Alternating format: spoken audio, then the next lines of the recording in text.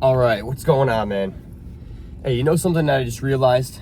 Well, not really just realized. I've kind of realized this a little bit over time. But I also just like heard this video too, and it just kind of like right when I heard it, it's almost like instantly I completely understood it, right? I've always kind of known it in the back of my mind, and I'm willing to bet that you have too. But it's like once it kind of hits how much it actually makes sense, if that makes sense, then it's really great. In fact, this has actually helped me too. Well, I'll explain in a second. But it actually helped me with my sleep last night as well. Because if I'm being honest, I am someone that would always like kind of use my phone to fall asleep, or like have like a video or like music playing in the background or something to where I fall asleep. But lately, it's actually been keeping me up a lot longer than it should. And here's the thing, right? It's not just the fact of having your phone, it's the fact of not being completely alone, right? Because even your phone, it can be, of course, your phone's not a person, but it's also a form, I consider it a form of not being alone if you have like people talking or people saying stuff in the background. Like you're still like with people just digitally, even if you don't really know them. But I'm talking about being completely alone, because I feel like a lot of us men don't appreciate being alone. We don't spend enough time alone. Like we're always just constantly trying to find someone to be around, constantly, even if we don't like them. And this is what I heard from the video. It's like you'll have that girl over even if you don't really like her. You'll go hang out with those girls even if you know they're not really for you. You'll go hang out with that group of guys even if you know that they're going to cause trouble and they don't really have your back. Like you just want to be around someone. And whether that be that it's because you have not had a lot of friends in life, or just have had a lot of people that have hurt you, and trust me, I've been there. Don't worry, man. And in a sense, I think a lot of us men have been there. Unless you're out trying to cause trouble or just like hook up with girls, and of course, yeah, you're not going to be alone. But on the opposite side, you're gonna end up destroying your own kind of just mental health. You're gonna destroy your own kind of masculinity. You're gonna destroy yourself just by hooking up with girls that you don't even care about, you don't even really know that well, whatever. Even just like hooking up in general with just like random girls, like even if they seem good and stuff, it's like no, you're gonna destroy your own self-confidence, you're gonna destroy your own mental health, you're gonna destroy your overall masculinity. Trust me, it's just gonna lead you down a bad path. And even hanging around with those groups of guys that you know you shouldn't be hanging around with, or those group of people that you know you shouldn't be around with, partying with people that you know are a bad influence on you. Just for the fact of being around someone, you know the people don't have your best interest. You know that they may even just be fake or whatever, but you just hang around them because you want someone to be around. No. I'm telling you, man. Trust me. It's not easy at first, but when you get in like the zone of it, and when you do it often, you understand how important it is and how much there is to be appreciated by it, and that is being completely alone. And again, there's nothing wrong with hanging out with people. There's nothing wrong with having a podcast on, or even like listening to music. There's nothing wrong with this stuff, man. There's not. But it's when you're constantly just 124/7 or 100% 24/7, 365 overstimulated by it 24/7, and you constantly need to be around someone or have someone talking in the background 24/7, 365. Otherwise, you're gonna go crazy. No. It's not good, man. You have to have some time in your day where you're alone, even if that's the first thing in the morning or the last thing at night. And that's what I did last night, is I just completely put down my phone and I just talked with God like the whole time until I fell asleep. And ironically, I actually got a much better sleep last night than I have in the past 5 days, because I've been kind of, maybe dangerously sleep deprived in the past like 5 days, maybe just like a few days, but whatever. The bottom line is that I just talked with God and I fell asleep faster than I remember ever doing with my phone. And on top of that, I'm talking with God, I'm enjoying the alone time, like simply just being me and him, like that's it. When you're alone, you get to know God more. When you're alone, you get to know yourself more. When you're alone, you actually have room to let your kind of, to think about all the thoughts that you have, and I'm not talking about intrusive thoughts, but I'm talking about just like thoughts that you have and questions that you may have. Like you have a chance to kind of engage with your own mind of course, as long as you keep it in a healthy way. But when you're constantly overstimulated by stuff, you don't have time to talk to God. You don't have time to get to know yourself. You don't have time to just let your thoughts run, let your brain run. And then your brain, over time, your brain starts getting overloaded. And before you know it, your relationship with God's going down the drain. You lose track of who you are because you don't even have time to get to know yourself.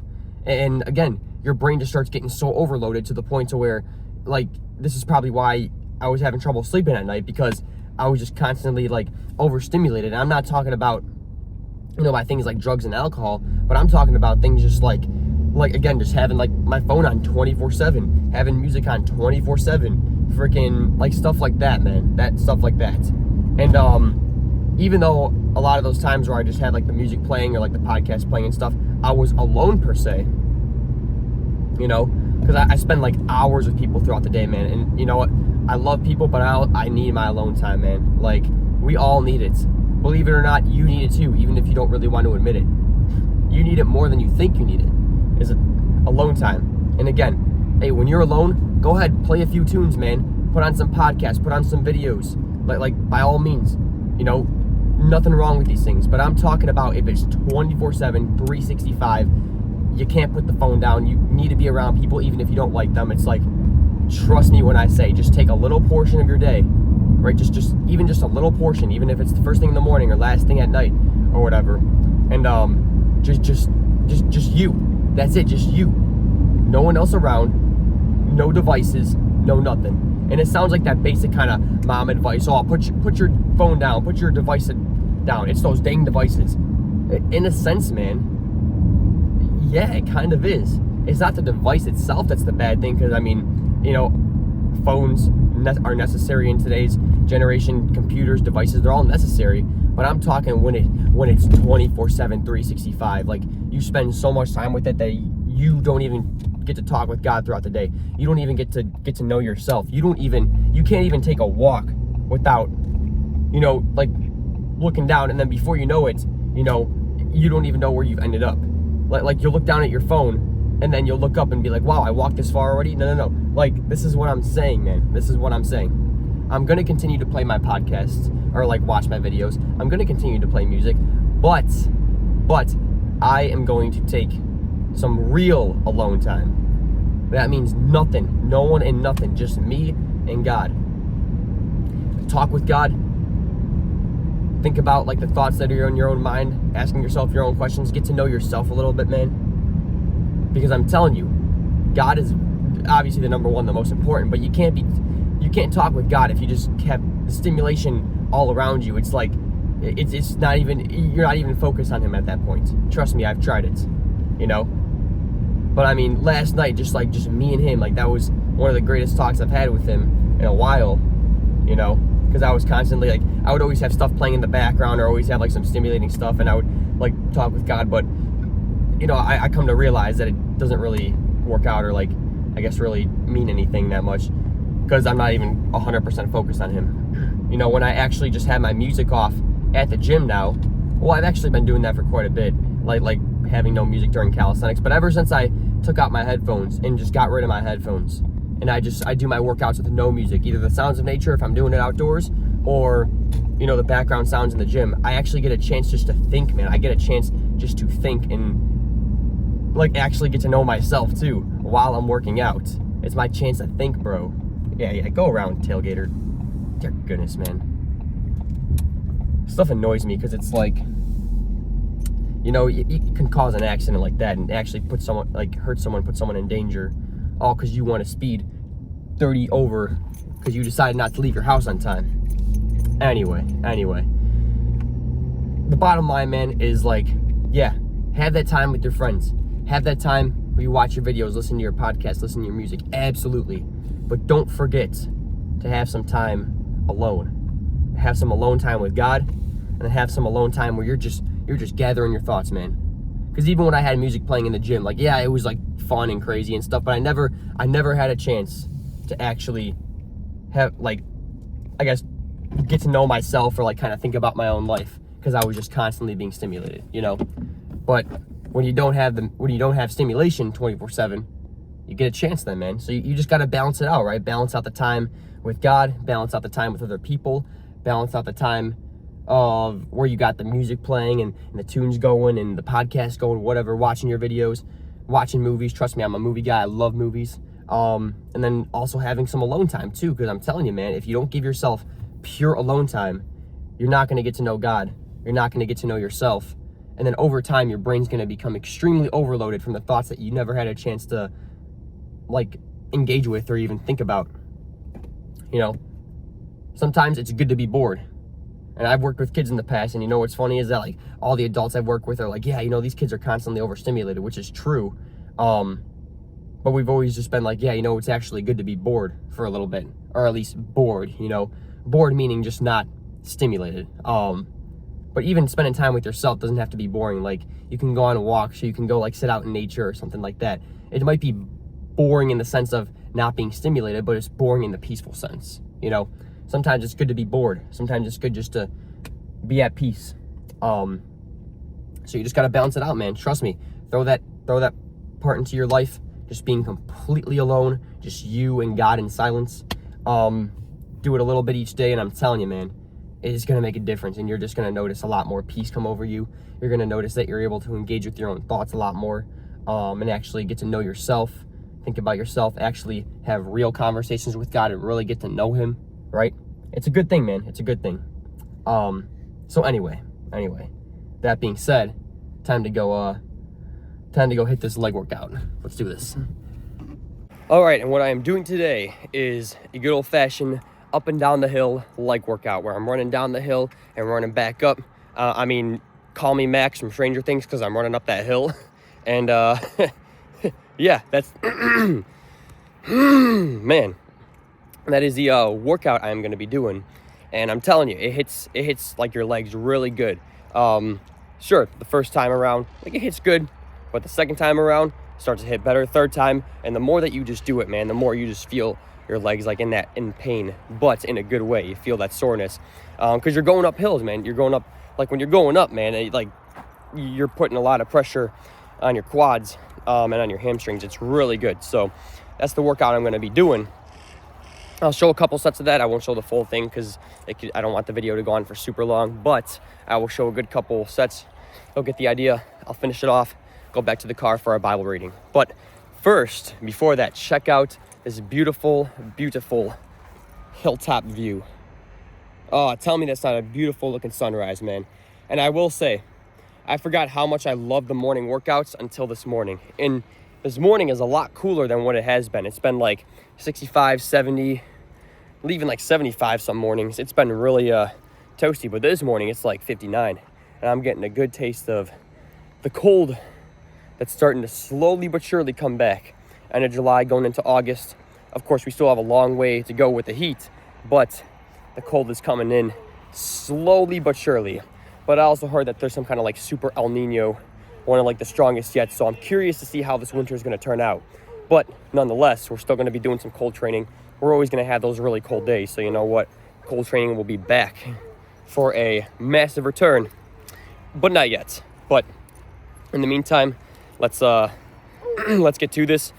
And if you are going to do this workout, what I've done in the past too is I've also done lunges up and down the hill. That hits really good. But even if you just run up and down, it's, you know, again, like Max from Stranger Things, if you're just running up the hill, I mean, I'm telling you, you do this multiple times in a row. You know, of course, take a couple rest breaks, like take a couple breathers, you know, but you just keep doing this back and forth until your legs burn out. It's such a good and simple leg workout. All you need is a little hill. Even when you're in the Midwest where everything's flat, there's still some hills, you know, around you somewhere. And it's really stinking good. And even if you get to the bottom and do some squats like I'm going to do, and then some calf raises, like I'll do squats with calf raises, then it hits so good. But nonetheless, let's do this.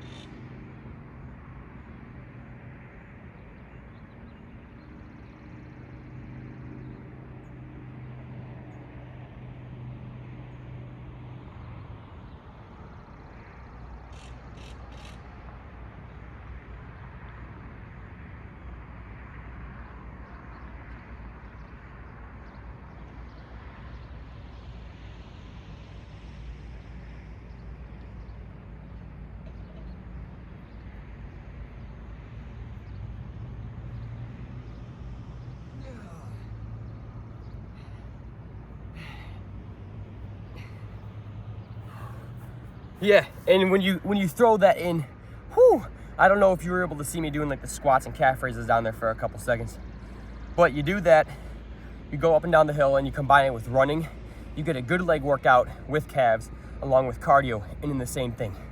It's actually perfect. Love it.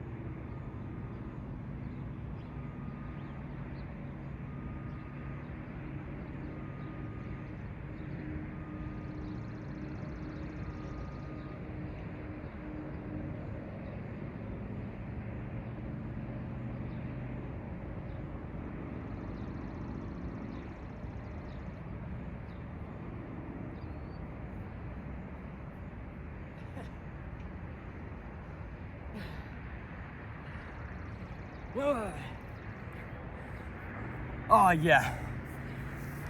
You're gonna start feeling the burn fairly soon. I'm feeling it in the second round here. But man, it's a good burn. You know that you're making some progress with it. I mean, I'd even beg to say that this kind of workout's greater than a gym workout with squats and quad curls, but at the same time, I also spent a lot of time in my gym years not doing leg days a lot, so not really that trustworthy of a source. But what I do know is that this hits really stinking good.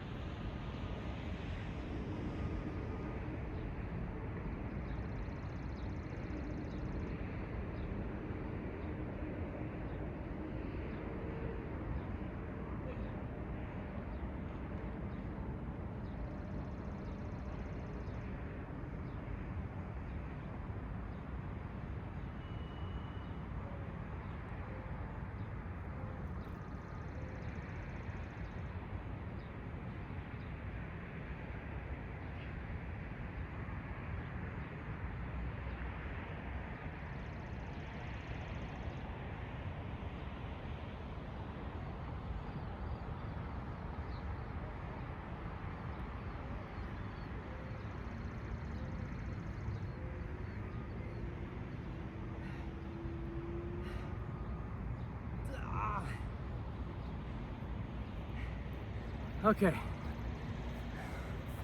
You kind of get the picture. Woo! You kind of get the picture. And kudos to these guys. I don't know if you can see them, but I mean, I'm not gonna go up to them, but like they're walking way down there. I saw them doing push-ups a little bit earlier. So I'm like, my guys, that's awesome. That's awesome. Love to see it. But yeah, you get the picture. So I'm gonna finish up the rest of this on my own. And then I will see you during a little physique check and a Bible reading. I'll see you then. Oh, okay. I mean, I know I didn't even hit legs today. Or I didn't hit like upper body, but still gotta do like a physique check, you know. See how we're hanging in there.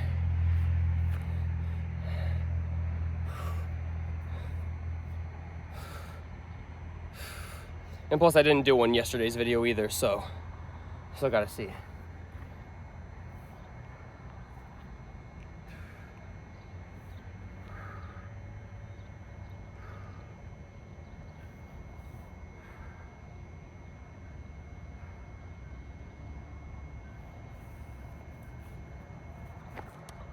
That could be a good shot, hold up.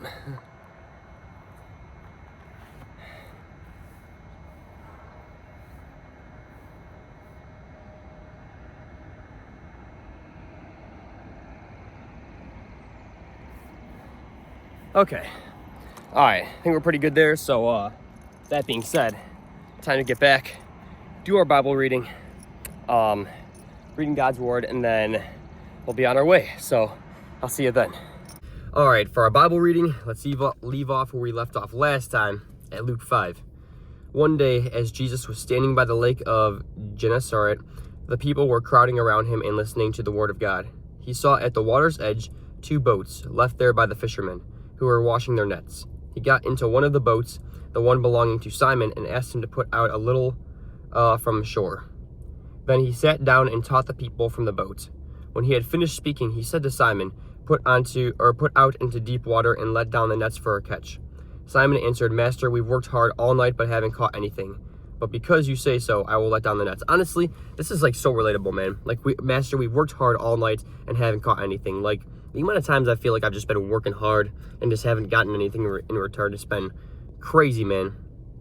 But the next part, but because you say so, I will let down the nets. And that's the thing, is like, Jesus, even though I haven't been getting that much in return, or haven't been, receiving that much in return, which has been frustrating because, yeah, it's not about me. It's about, like, going around and, like, making a difference in the world and helping to impact people. At the same time, like we still also got to survive, like, our own way, right? And even just the fact of, like, not feeling like I'm contributing to the world or helping other people out, like, because honestly, all I want to know is that, like, I'm helping people out and, like, contributing to society in some way, shape, or form, or even that, like, my gym workouts, right? Like, I'm actually gaining more muscle, or that the work that I am putting in, like, the 40 hours a week of work that I am putting in, like, I'll actually get some money back instead of just constantly being in debt from college, or, just stuff like that, right? Stuff like that. So it's like, I know I'm getting some stuff in return. I know that I'm contributing to society, but a lot of times it just doesn't feel like it, man. And that part's just the hardest part on me, because, like, I just want to know that I'm actually contributing and, making a difference out there in some way, shape, or form. That's really just what I'm looking to do. But yeah, and even again, selfishly, like, for my own like fitness progress or financial progress, like, I feel like I haven't gotten anywhere that much. But I keep feeling God just telling me just keep going, man, and keep moving. So this is where the other part comes in. But because you say so, I will let down the nets. Because he tells me to keep going, I keep going, man, even though I'm pretty tired, if I'm being honest. But hey, you gotta trust God in the end, man. No matter how difficult it may be, or how much you may be questioning it, trust him, man. It always works out. Anyway, when they had done so, they caught such a large number of fish that their nets began to break. Nice. So they signaled their partners in the other boat to come and help them. And they came and filled both boats so full that they began to sink. That's just awesome, bro. Jesus is, like, great, man. Jesus is awesome. He's like, Master, we worked so hard, we haven't caught anything. Jesus is like, all right, just one more time. And then Jesus gives them so much that their boat begins to sink. Like, it's so dramatic, but it's so, like, it just goes to show how great God is, man. Like, when the time is right? When the time is right. Because, yeah, they worked hard all night. It's not like they just worked for 1 hour or something, right?